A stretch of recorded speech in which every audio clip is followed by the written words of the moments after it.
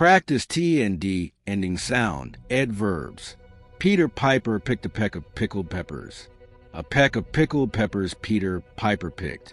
If Peter Piper picked a peck of pickled peppers, where's the peck of pickled peppers Peter Piper picked? Practice flap T sound. Betty Botter bought some butter, but she said the butter's bitter. If I put it in my batter, it will make my batter bitter. But a bit of better butter will make my batter better. So it was better Betty Botter bought a bit of better butter. Practice pronunciation of wood. How much would a woodchuck chuck? If a woodchuck could chuck wood, he would chuck as much as he could. And chuck as much wood as a woodchuck would chuck if a woodchuck could chuck wood. Practice the L sound.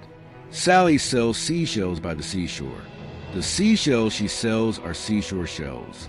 Practice the flap T sound. Eddie edited it.